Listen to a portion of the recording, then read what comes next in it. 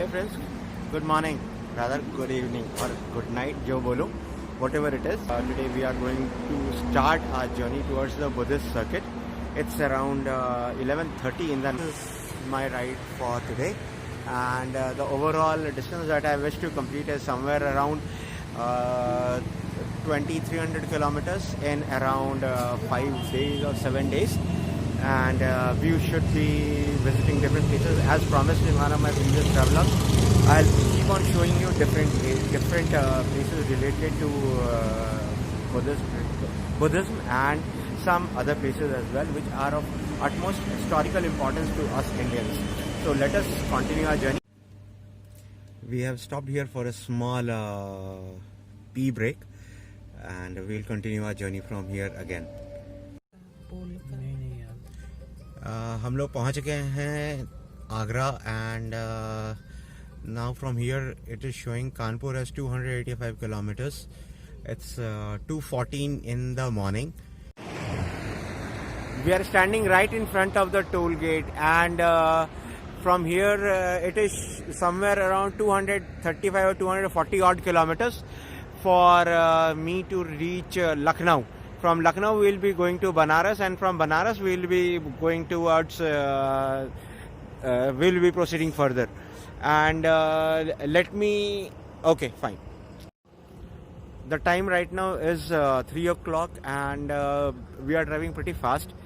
I think that we should be in Lucknow by around 5:30 or so.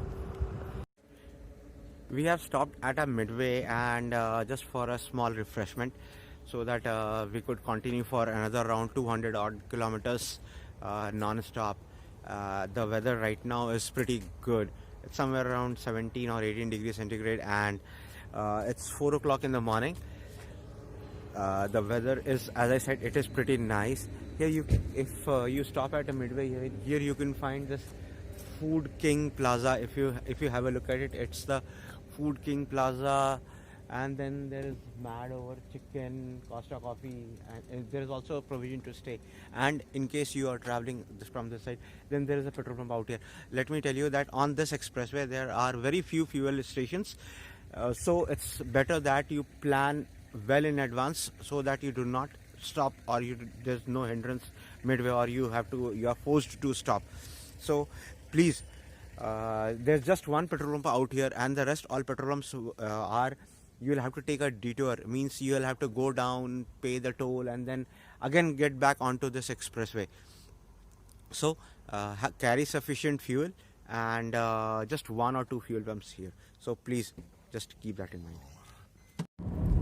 We have crossed the Agra-Lucknow expressway, and in just ahead you can see the exit towards that is what Google Maps is saying as of now. Now we are crossing Lucknow. It's 7 o'clock in the morning. The roads are completely deserted. Not completely, but partially deserted. The life will begin to pick up as the day progresses. Lucknow has actually been beautified by all the chief ministers who have come. It's really a beautiful city, whether in terms of taste, or whether in terms of food, whether in terms of fashion, or let's say even the construction that has happened here. It's beautiful. The roads have widened up. They are clean, and moreover the law and order situation post Yogi Adityanath taking over has also improved tremendously. Now we don't hear all those stupid instances which used to happen previously. This is Maharaja Dhaba and Restaurant. We have not yet reached Allahabad. Just crossed Pratapgarh. There are not many eating options along this route, so it is better that either you have your food in Lucknow or you have it in Allahabad. So it is always better that or you carry your own food. That is the only option that is available. Although the road is this road is single lane and not much traffic, but still it is a good road. You can keep on traveling from here up to your Allahabad and then to Varanasi. We have bypassed Allahabad and taken the detour that goes the route that goes from outside the city. This is the Allahabad bypass road. If you keep on going straight this way, you will reach the Allahabad city and then the Kanpur thing. Then because if you go and I'm coming from this side. So I have taken an Allahabad bypass. So this is basically to bypass the entire city traffic of Allahabad, which is very, very congested. So once you are here, you can keep on going straight and you will reach Varanasi. Let me just show it to you. Yeah, here it is. You can reach Varanasi. Varanasi is 84 kilometers from this place and Gopiganj is 27 kilometers. So now let us keep on moving. This is Varanasi that we are crossing. On one side of the river we have Varanasi city and the other side we have Azamgarh. This is a place called Sasaram, and the views that you see out here, these are very, very mesmerizing views.